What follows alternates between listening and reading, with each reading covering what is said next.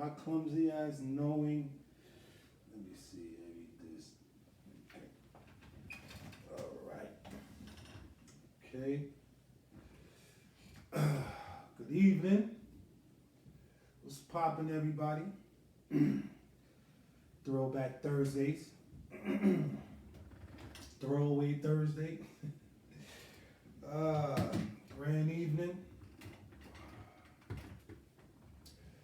I don't think this is gonna be here too long because I already know me, my clumsy ass. But I just needed a little, just needed a clean scent. You know what I'm saying? Palo Santo, a nice little flavored incense. You know, it always like set the mood. You know. I just came back from outside, picked up a couple of groceries, prepared myself for this session tonight. This is a little too much. Put this down here. Yeah, so I just did a few errands today. I was productive.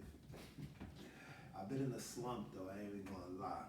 I've been in a procrastination slump, low energy, not really feeling enthusiastic, motivated, inspired, you know, so I did some reflecting.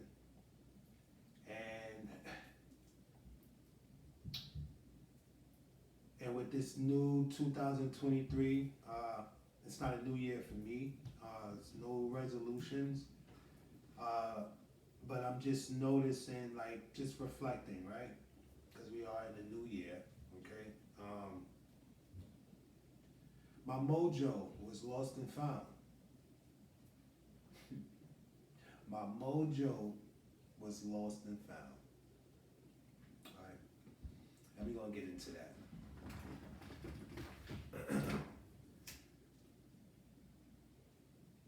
So, you know, everybody goes through a drought, a slump, a trial, a tribulation.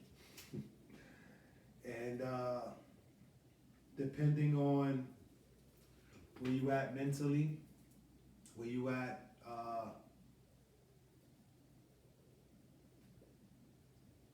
physically, your environment, the energy that you keep around you, individuals, things of that nature.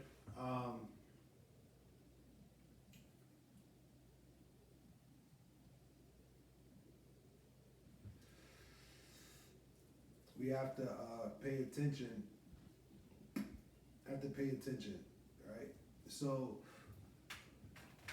again, I'm just gonna do a little disclaimer. All right, my memory is not the best.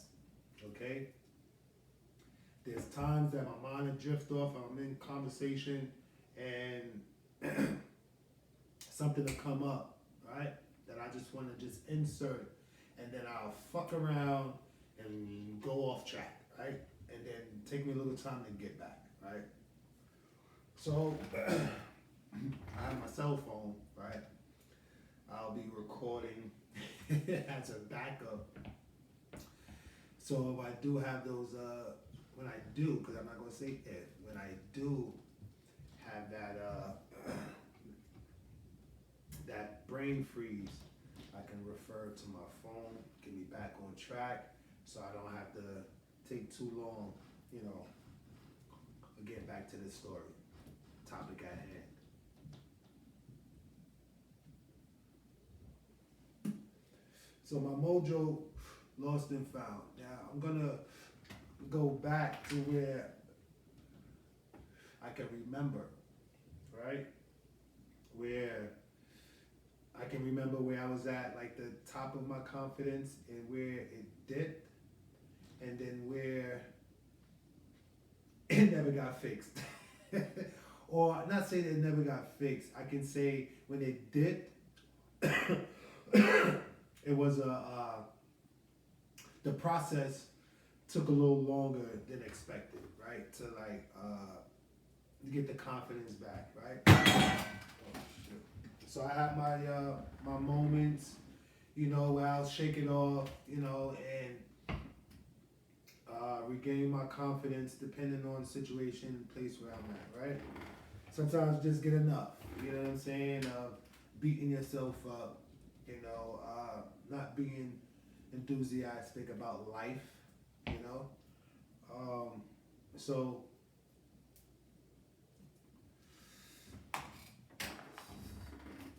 I'm trying to reflect, like I said, the dip and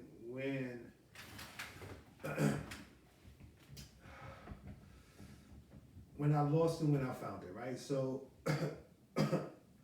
I have my moments, you know what I'm saying? It'll fluctuate with my confidence, Now, my stability, as far as like housing and everything like that, also played like a major role, right? I would say from 2000, 2000 like 8 or 9, right? My confidence at that time was at like a low because I was at like my heaviest weight, right? I was at 298. And when I tell you how disgusted I was, well, sorry. Well, during the time of my fatness, right, I wasn't as disgusted, right?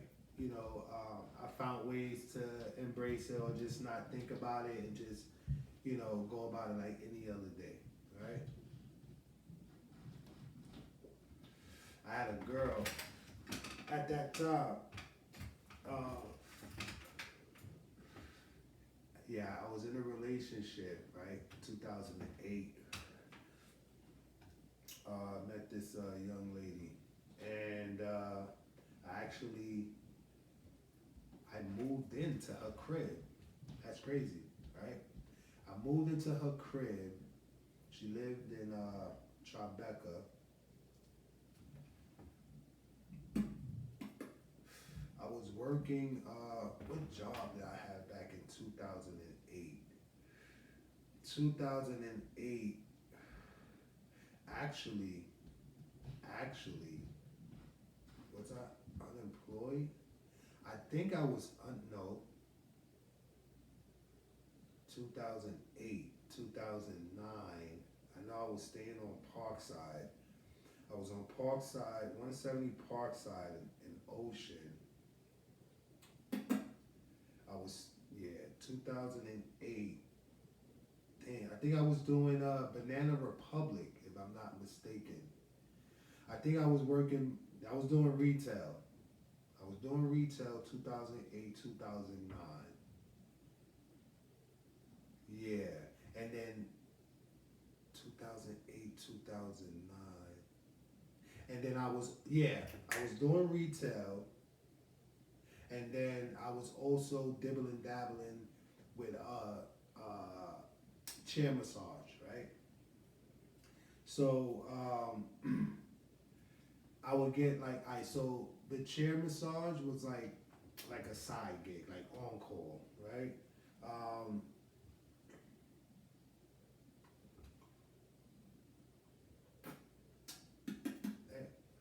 The filter, the weed was grinded up too fine, and the filter is it's too big. So I'm having this issue, fucking backwash and fucking blood in my mouth. Yeah, so it was an on-call gig where the masseuse, Gloria, Massage NYC, she would hit me up, right? And was like, yo, I got this client, right? I can't make it, so I'm gonna send you and pay you $40 an hour. You'll do 15 to 20-minute massage, and you'll keep the tips, right? So I had my massage chair, I had like all my equipment to set up and everything like that.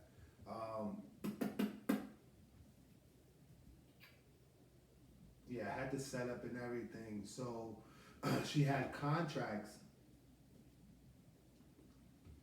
with various companies. Like I went to NYU. I did a couple of her tax prepare uh, uh, people, right? Randoms, office, space and things like that. So she'd send me the location, pay me the bread, and then I'll just shoot out, right? Take care of my business. And then I would, I was Banana Republic or retail, I forgot exactly which department store, but that was like my primary, right? So, met the young lady, we kicked it off pretty well. Now the crazy thing, this was the second woman that I've ever dated that had children, right? Let me backtrack. Give me 1 second, right? Let me go through my Rolodex because I don't want to make no lies. Okay, so 97. I gotta go back when I was in high school. I'm telling you, I gotta go back to that era. So 97, school, college, boom, okay. Graduated high school, went to college, came back, was doing construction. And that's when I started, so 2000, what was that? I was 21. So I was like, 2000, right?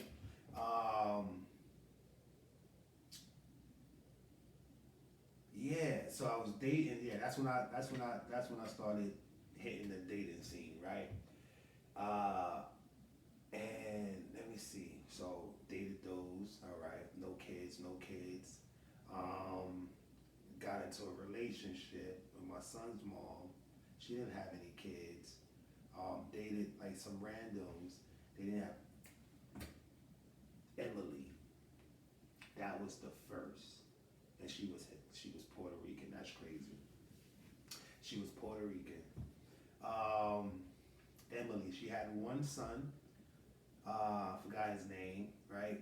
But yeah, she had a son, and she was a little older than me, if I can recall, right?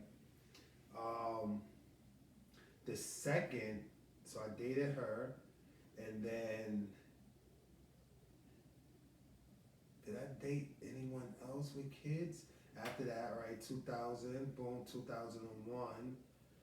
Then I was with my son's mom, right, up until like 2003. And then dated, yeah, okay. And then that's when I met the Sandras and the others, 2003. Me and her ended like 2005, like, off and on. It was kind of like a triangle because it was so my son's mom, right? And that was like around, like when I came out of school, right? Came out of school, college, got into a car accident coming back from college, right? In 98. And that's when we first had sex, because I actually went to go see her after the car accident. That was crazy.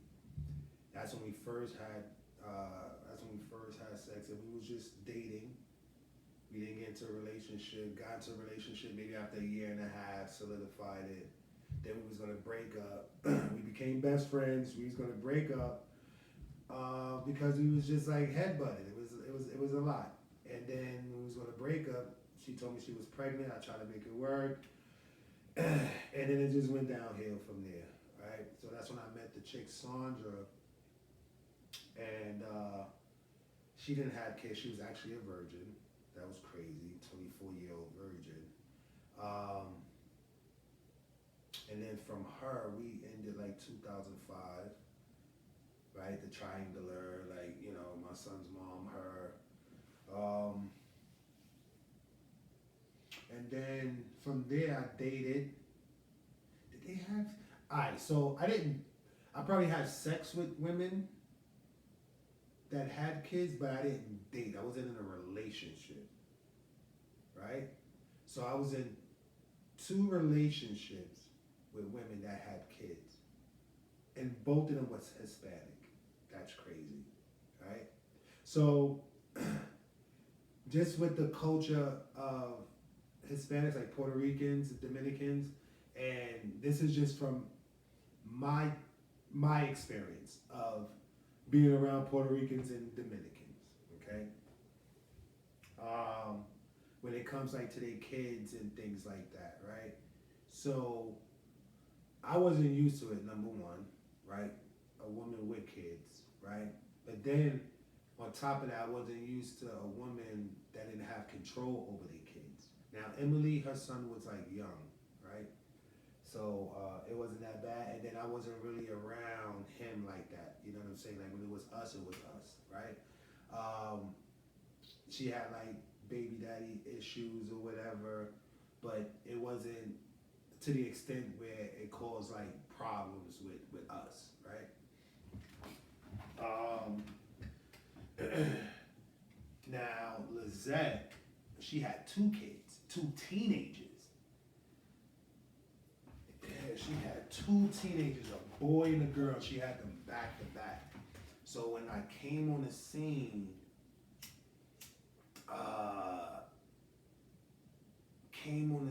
crispy and clean. They was about, I believe they was 11 and 12 or 12 and 13, right? And they hated me. They loved me in the beginning when I in and out, right? They loved me when I in and out, right? Because it was less dialogue, a little, it wasn't that much dialogue, right? But when I moved in, yo, they fucking hated me. It was crazy. And the crazier thing is that her kids turned me off from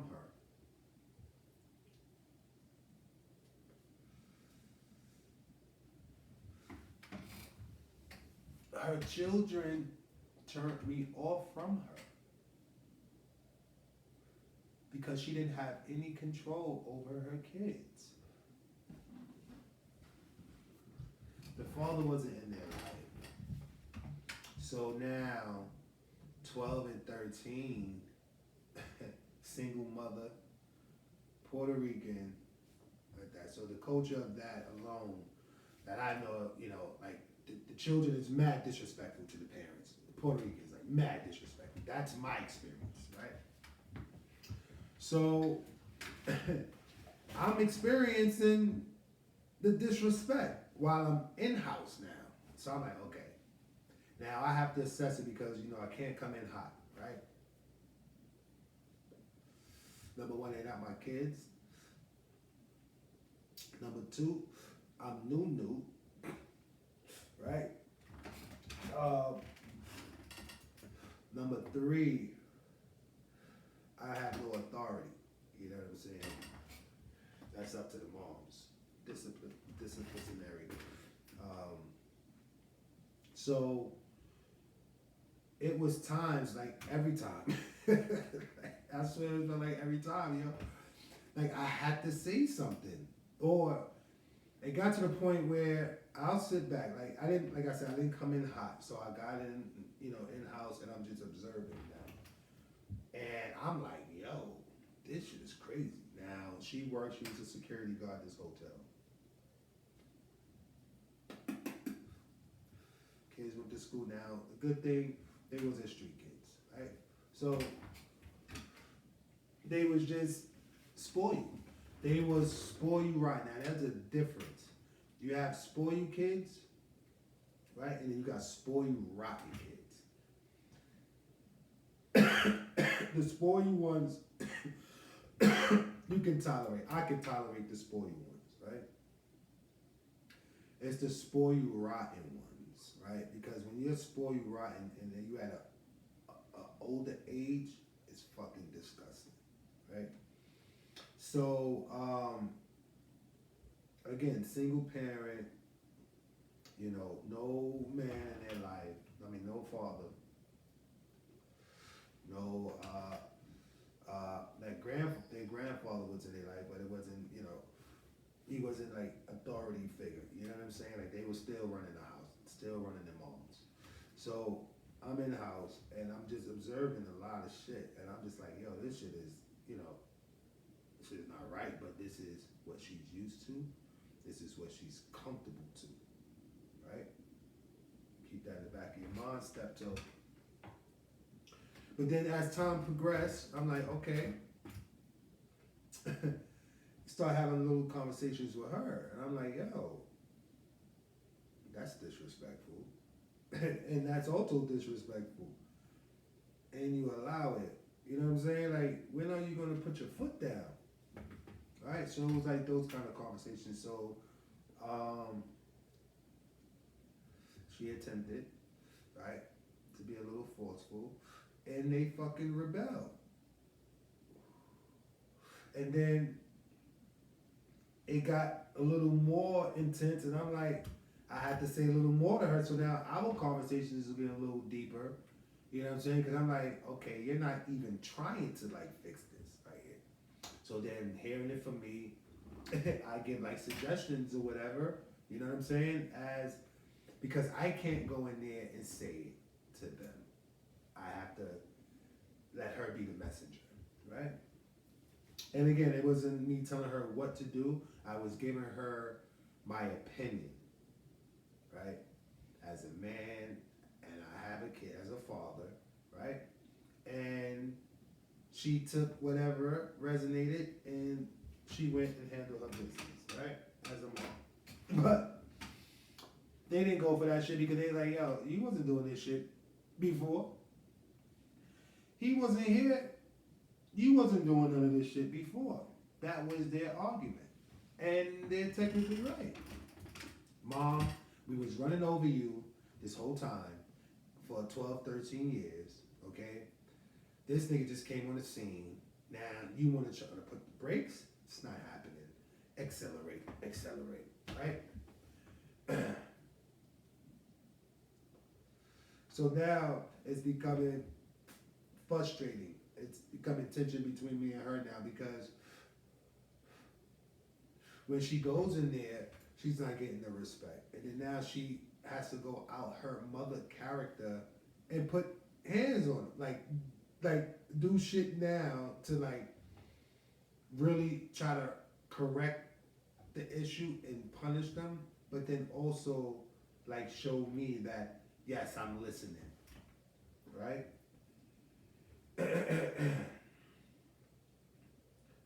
Now, at times, like I didn't feel good. You know what I'm saying? I didn't feel good at times. You know what I'm saying? Like, because it's like, damn, kids, like, I can't just give their moms a break. So it's like her constantly feeling she had to go in there because I saw they just doing this shit spitefully. You know what I'm saying? That to wild her up, have her come in there and go through this whole back and forth and get her temperature going, because then that's going to affect us when we go to sleep at night. And then they win, you know? So it became frustrating, and now it's times where she accepts the disrespect just so that she don't have to go through the frustration and the fighting with her kids. And that shit blows my fucking mind. So I was like, all right, you seem a little weak. You know what I'm saying? Like, granted, you know, I'm like, these are not my kids, you know, and I can't tell you how to, you know, raise your kid. I don't have custody of my own, right? But right is right, wrong is wrong. You know what I'm saying? I can't force you to discipline your kids that's constantly disrespecting you. You know what I'm saying? If you don't want to do it. If you're okay with it, if you like it, then I have to love it, right? And with that, we started, you know, just parting ways. Now, other shit was in the mix, you know, that kind of like confirmed it or whatever, to dead it all off. But that was the main pudding. You know what I'm saying? Um, so after that, so what's that? 2000. Because we was together for like what, a year and a half, I want to say. So like 2011 or whatever. So then I'm still working retail, working at Victoria's Secret. Working Victoria's Secret. That's what was a Banana Republic. It was Victoria's Secret. Um, in Soho, right? And at that point, you know what I'm saying, like we separated. I was staying with her, so then now I had to get like a room. Where did I go? Actually, I bounced around. I was on my Black Gypsy shit, right? I bounced around. Yeah, I bounced around, right? Family, friend, here and there.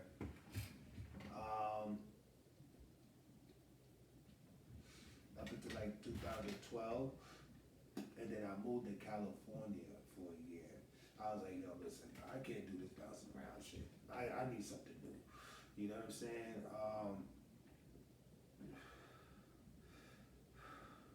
It was just a time in my life I was just like tired of New York. You know what I'm saying? Just try something new. So a good friend of mine to go to junior high school with. You know, we had reconnected back on social media, Facebook, and you know, chopping it up and shit like that. And I was just giving him, you know, my backdrop. He's like, "Yo, bro, come to Cali, man. You know, I got you. You know, that kind of situation. Get your shit together and you know, do your thing." So I was like, I might have to consider that. You know what I'm saying? Actually did. So I spoke with the managers at Victoria's Secret in Soho and asked about a transfer that was like possible. Now, I was working there over 6 months. I was a great worker. I'm always a great slave. I'm always a great slave. You know what I mean? And I build seniority and I bring other people in, you know? So they came back with the confirmation, with the transfer. So I was like, all right, perfect. I did the research at the location, how far the distance was from my boy crib, right? It was about 35 to 45 minutes. I was like, that's perfect. I had to make arrangements for me to get a car. Never owned a car. You know what I'm saying? I'm a city boy. You know what I mean? I got my license at 32. You know, that's another story, get into that. And started driving at 32, right? So, move out to California, like 2011, right? And then I came back 2012, a year later. So I hit my man up. So yes, I was a broad specialist out in California, right?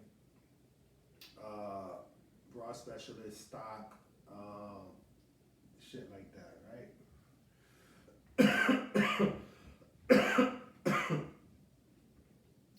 I was trying to get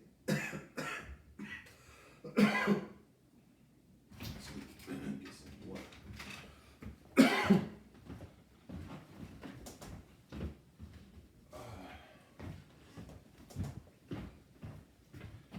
Yeah, I was trying to, my plan was to get a second gig, you know what I'm saying? So I can find my place a little faster, you know, car, you know, things like that, right? You must always drink your water slow, right? So you give your organs the respect that it's needed, right?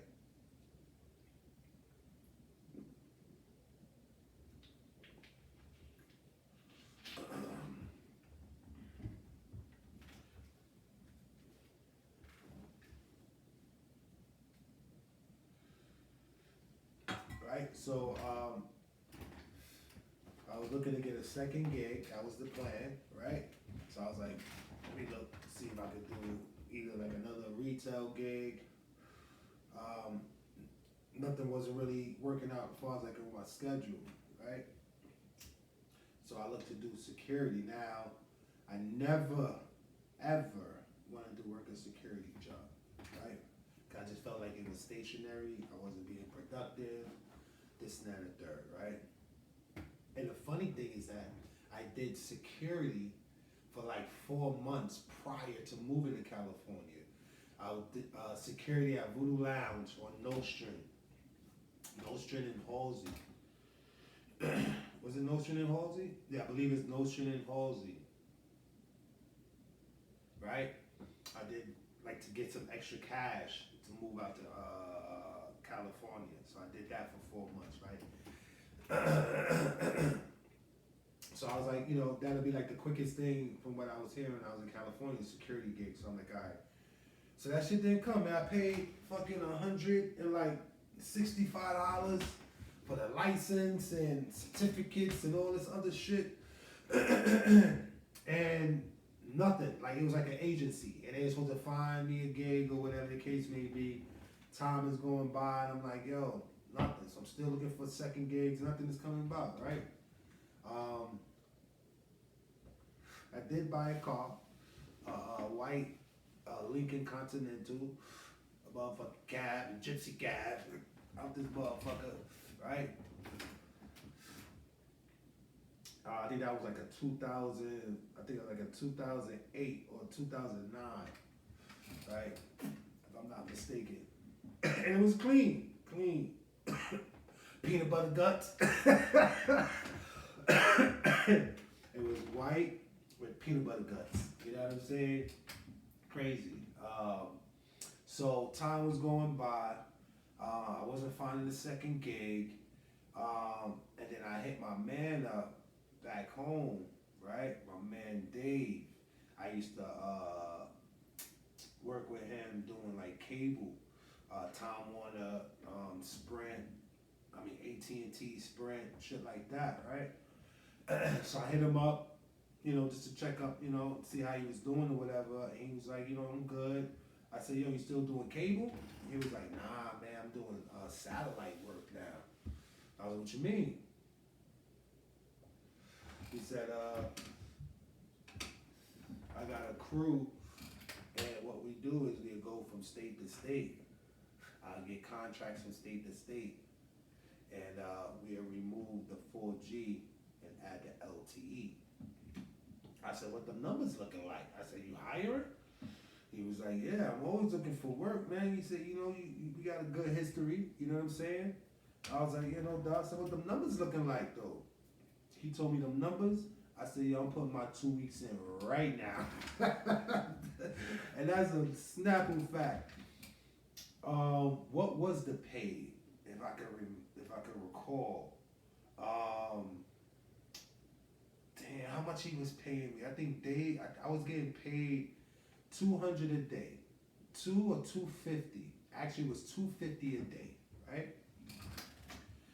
It was $250 a day, and basically, I was the transporter, right? So I go pick up the material, right, and then go to the site.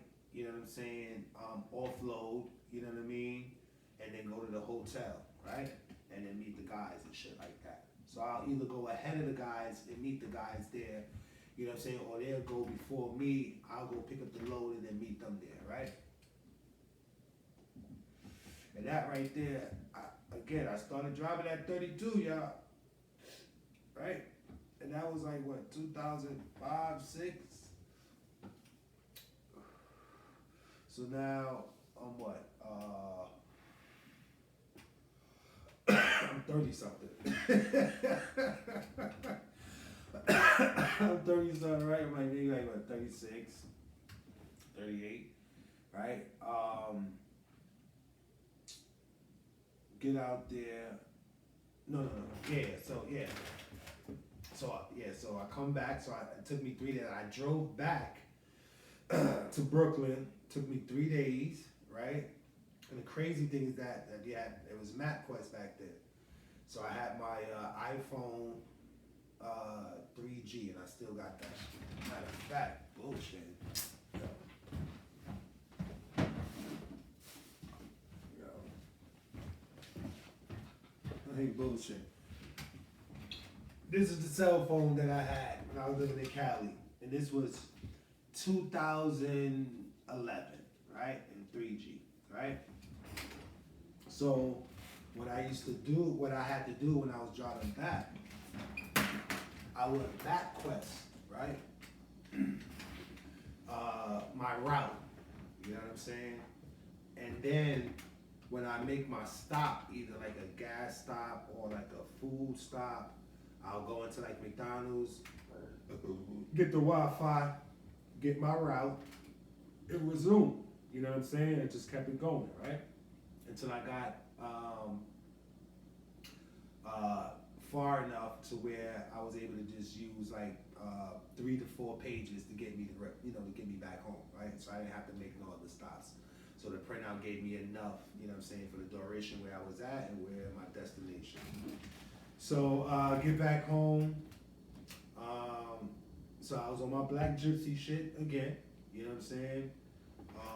Staying with my cousin, Paulette, on Tapscott and East 98, right by the train station, Kings Highway. So, and then I had to sleep in my car at times. And that right there, that, you know, every successful person has that sleep in the car moment. And not to say that I won't ever own a car. I will own it. Yes, I will own a car, but I won't have that sleeping in the car story. So I had that experience with California, right? And I actually slept in my car when I was in California. And we're gonna get to that too, right? So on my Black Gypsy shit, I'm back home doing the cell tower work, getting this bread, and dating, you know what I'm saying? Who I was with, who I was fucking back then. Word up. Like, I'm trying to think. Damn. I started motherfucking Gully NYC. That was my first clothing line, my first brand. Gully NYC, Gulli NYC, and it was the acronyms for giving universal landmarks love via inspiration the New York City way, right? And with that, it was just basically showing love, you know what I'm saying, to our city, you know what I mean?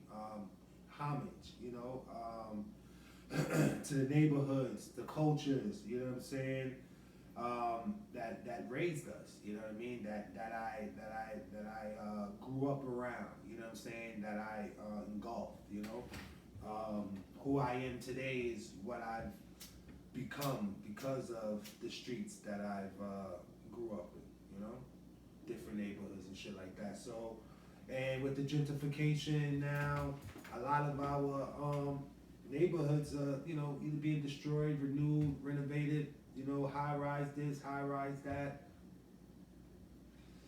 So a lot of it is being lost, you know what I'm saying? So I just felt like with that brand, it was gonna preserve, you know what I'm saying? Like the landmarks and, you know, things like that. It was nostalgic, you know what I mean? So like, for example, this was my baby right here, my first design. Ay, shit, god damn it. This is my baby right here. Heart of Brooklyn, right? Heart of Brooklyn. Now, get a little closer. Right? Let you see the detail work up in this mug. You know what I'm saying? Yeah, so basically, I had a vision of Heart of the heart of the boroughs. So each borough was gonna have this concept, right? Brooklyn is done first because I'm a Brooklyn nigga, okay?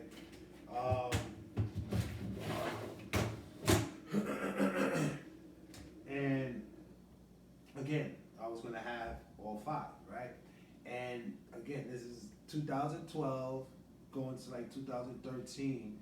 The concept, right, was the QR code. 2012, 2013. And I have receipts, yes, right? So basically, each borough was gonna have the QR code. So, for example, if someone is rocking the sweater, right? So I got the Brooklyn. This is actually now that I mention it, this is the spin-off from the Heart of Brooklyn. So this is like you want to say volume 2 out this motherfucker. So Heart of Brooklyn, right? With the landmarks in the heart concept, and then you have the Brooklyn layout, which also embodies the Brooklyn landmarks to spell out Brooklyn, right? So I got the Brooklyn Bridge turned to the side to create the B, right? The R represents the railroads, right? Train system. Then you have the first O, that's Coney Island, the Ferris wheel. The second O represents Brooklyn Nets.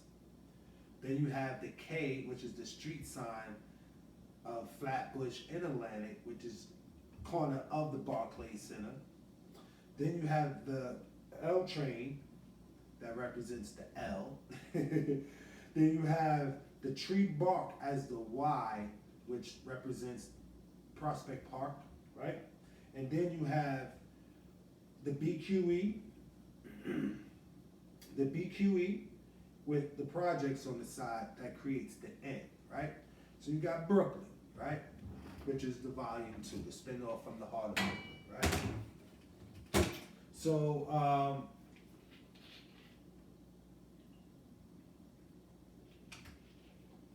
started out with that brand.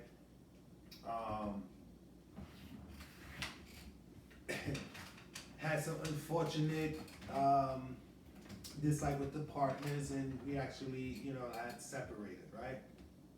And the company was no longer, right? Now, I'm trying to figure, why did I mention, I brought up the Brooklyn, brought up the design. Oh, so the QR code, right? Every borough, right, was gonna have the QR code. So now someone is rocking the Brooklyn. There we go. I'll tell you, man, the memory, and I have to get back, right? So I'm rocking the Brooklyn joint, right? I'm rocking the Heart of Brooklyn, right? And I'm on a bus. I'm at the bus stop, right? I got my headphones in, I'm vibing out, this and that and the third. Somebody's, approaching me or whatever, or coming in my direction, right? But you see I got the headphones on, I'm vibing out, you know what I mean? They didn't want to disturb you or whatever, but they peeped the QR code, right? So as they walking by and shit like that, they just take out their phone, boop, and then keep it moving, and the QR code would take them right to the Brooklyn, Heart of Brooklyn, right, on the website for purchase. And then it would also give them a breakdown of Brooklyn, the story and, landmarks that's in the borough, things like that, right? But that would be for each borough. So each borough would have had their own QR code. And each QR code, when scanned and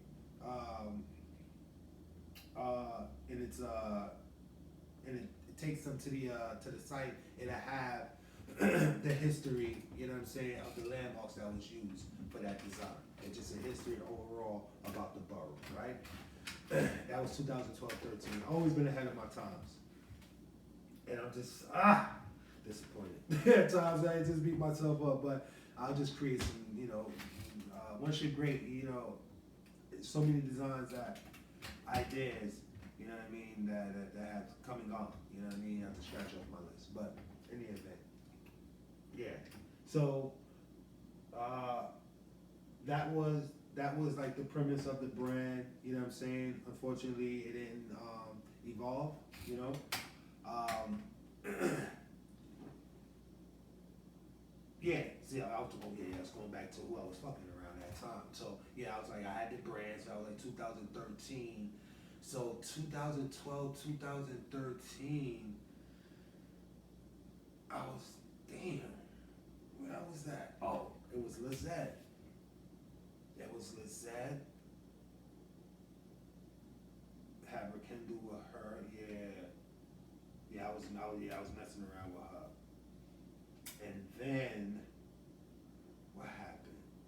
2000. Then I moved to Canarsie with my boy Major Inc. Yeah. That was wait, hold on. What's the dates? No, I didn't move to Canarsie. I'm wilding because I was living in Canarsie 2000. Was that 2010 before I moved to California? I think I was living in Canarsie before I moved to California. Yes. 2000. Yes. Because when I came back, I was because I had the car. I was staying in Gowanus, my aunt, with my niece. Yeah, my brother, baby moms. Yeah, I was saying. So yeah, that was Lizette, and then did I have any randoms? I don't think I had any. I can't recall the randoms, but yeah, it wasn't okay. So fast forward 2014, dating or whatever. It was never, like with no kids, but with me not being stable, no, I'm lying. Patricia, she was brownie. She had a kid, and me and her, was we in a relationship? No, was we in a relationship? Let me be honest. We was dating. I have to be honest, but we was dating. There was some misleading. I ain't even gonna lie. But we was dating. But it was like that exclusive dating where it's like, well, we're basically like together, but we're dating technically. So there's still room for error. I was younger back then, okay? That was my mentality back then. But in any event, yeah, she had a kid. So no, that don't count because we wasn't in a relationship. She wanted a relationship and she got a little crazy too. She came to the crib, that shit got hectic. My man was there like, yo, he had to defend me, yo. Shouts out to you, Major 8. I appreciate you for holding me down. Yo, she came with a dude too, man. Yo, in her sweats. My nigga said, yo, she came with her sweats. Bro, and I didn't think she came to talk. Nigga, that's what the nigga told me. I said, yo, word? He said, yeah. I said, oh, shit. That's crazy. And the other crazy thing is that I had rekindled some shit with Sandra back then too. That was 2000. Damn, what's them dates, man? I had 2010 in Canarsie with Major Inc. Because that was after Lizette, I want to say. And then from there, did I move to California?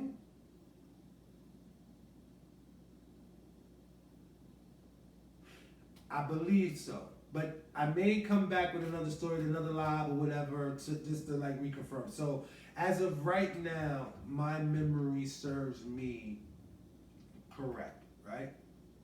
That I was in Canarsie with my boy Major 2010, around that time, right? Because I was in a relationship with Lizette, broke up with her 2009. We met her 2008, 9, 10-ish. Left, then got the crib, Canarsie. Was there for like a year or so. Then moved out to California. Okay. Then moved out to California. But before I moved out to California, right? During that Patricia dating Lizette, rekindle with Sandra. Not that we did anything, but where I was staying at, all right, so it was a duplex, right? So we had three of my mans upstairs, right? My man Chad, my man S, my man Sticks, and then me and Major was downstairs, right? Two bedroom. Shit was lit. The shit was lit. I ain't even gonna lie. We had the pool table, huge screen, PlayStation, Wii, massage chair, bar, lounge chairs. You know what I'm saying? Fridge, good kitchen. We both knew how to cook. But then you had the chicks that was coming through that was cooking, so it was cool. It was a vibe. It was a vibe. It was a vibe. So Sandra knew my man S, you know what I'm saying, and Sticks, right? Mutual friends. So not that she came to see me, but I think she came to see me. You know what I'm saying? But let her tell it she was going to see, she was in the neighborhood and was going to drop by to see S and Sticks, right? So pop in and shit, she come down, we chopping it up, and then you have that conversation like, yo, let's see where this will go. Like, let's try something again. You know what I mean? We was younger back then, made our mistakes, this and the third, we older, wiser, that type of chopping it up. You know what I'm saying? And then when I tell you, when it's not in your cards, right? The shit would not play out, right? Let me explain. So we talking, right? Again, we didn't like go out and nothing like that. So we just phone time. And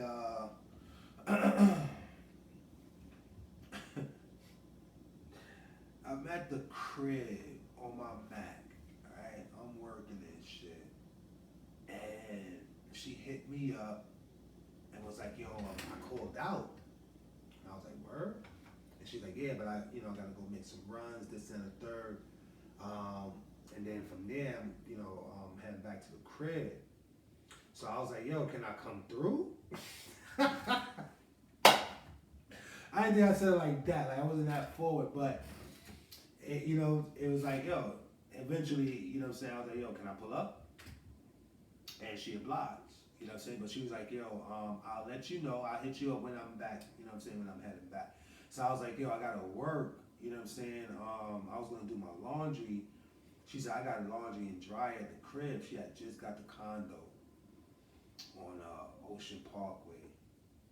And the condo, the bread that she got the condo in was the accident on my birthday, going to get the birthday cake, 4-car pileup in her brand new Scion, going to get a cake for me in the Bronx, got into an accident on my birthday while I'm in fucking Bliss Spa for 2.5 hours getting the fucking deluxe, right?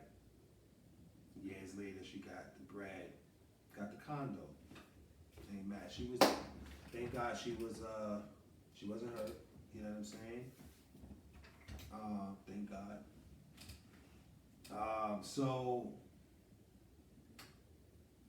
Where I was going with this? Yeah. So she was like, I'm gonna hit you when I'm heading back to the crib. So I'm like, all right. And I was like, I'll bring my clothes. So yeah, I said, all right, cool. I gotta be to work. Then I got 6 o'clock, 7 or some shit like that. So washing them, right? So I was like, she said, I'm gonna go get a Jamba Juice right now. I said, yo, word? I said, yo, that's my favorite. I said, yo, can you give me a large peanut butter Alamo? I love me some motherfucking peanut butter. That blunt, damn, that shit does. I know I should have rolled 2. Shit. So I'm like, yo, can I get a large peanut butter Alamo? She was like, all right.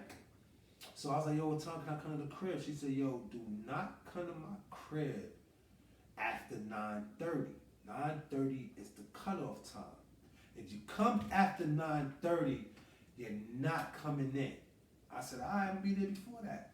So around that time, I think it was like around, that me and her spoke, maybe like afternoon, like 2, 3-ish or whatever, right? No, it's probably like a little late, like around like 4, around like 3 or 4, right? That we spoke on the phone, and she said she's gonna handle her business, hit me back. She hit me back. I want to say maybe like a couple of hours later, like around like 5, 6-ish, right? This nigga, yo, I smoked a blunt like around 6:30, 7 o'clock. Yo, I fell asleep. Woke up at 10:15. I woke up. Oh shit! Oh shit! Oh shit! Fuck! Fuck!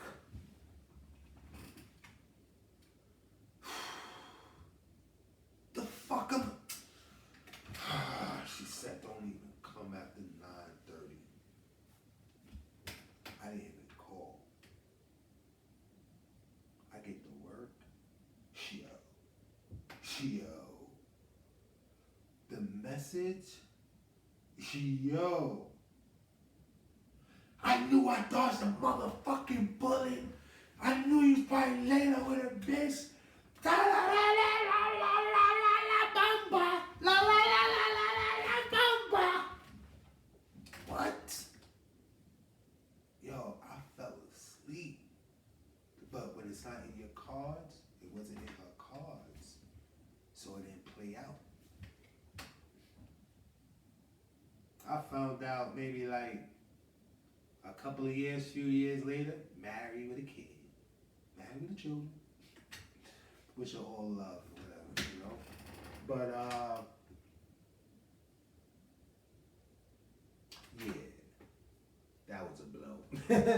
I was like, damn, man. But, you know, you win some, you lose some. You know what I mean? So you go forward, moved to California, came back home on my black gypsy shit. Wasn't in a relationship because I didn't really have shit. I wasn't stable. I didn't have my own. So I wasn't dating like that. I kept like to the comfortables, the regulars, you know what I'm saying? Ones I had like relationships and past history with, you know, those that would give me another chance if they wasn't dealing with someone. And that's how it was, you know? But to go into like to the Mojo, just the whole bouncing around, not being stable, right? That was a blow to my mojo, right? Being lost. Also, I had like some mouth issues, like with my teeth. So that was like another like blow to my mojo, right? My finances and things like that wasn't stable, so that was like another blow to my mojo because I was losing like relationships because I wasn't in the mix, you know what I mean? Networking or whatever, you know, had the brand and everything like that, so it was just, it was like a lot of bad energy, you know what I'm saying? And I was homeless at that time, so it was just another, you know, more hits to the mojo, you know, and then it just kept going, you know what I'm saying? Yeah, man, I bounced around for like 10 years. Shelters, different cribs, and that was it. Shots to my fucking, that was a drive-by on my mojo. I was never, so what I didn't do during those times, right? Because I was always in survival mode. So what I didn't do in those times was come together and focus on self. I don't have a job. I don't have a crib. I'm staying in someone else's crib until I find a job and get my place together. That was my focus, right? But I wasn't really like building self, working out, reading, you know what I'm saying? The environments that I was in, for the most part, you know, wasn't really, you know, the environment to like where I could focus, you know, on self. And then I wallowed in it. And I beat myself up. You know what I'm saying? I didn't really come out of that, you know what I'm saying? Like that survival mode. I never came out of it. 2020, I got my apartment. I found my apartment in 2020 during the pandemic. Or before the pandemic. And I've been here ever since. Now I'm trying to build stability, you know, to where I can one day have like a woman in my life. And I had an opportunity, but it was it was the beginning. Like I met her like the first year that I moved here. And although she wanted a relationship, like when we first met, I told her that it was too early to even have those conversations. Because like I knew me, like I just came out of bouncing around like a nomad for 10 years, black gypsy for 10 years. Like I'm trying to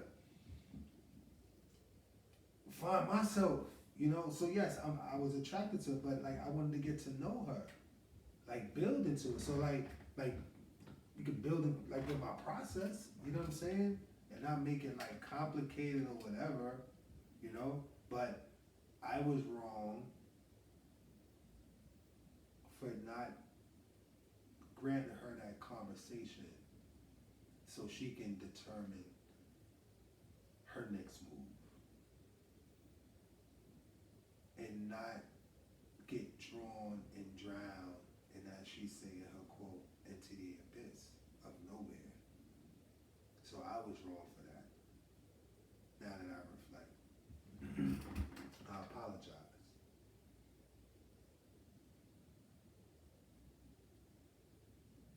So the Mojo, you know what I'm saying, has been lost for a long time. And I'm a Leo. You understand? Fire sign. Center of attraction. You know, and I felt like a coward lion for a long time. But then I found my mojo.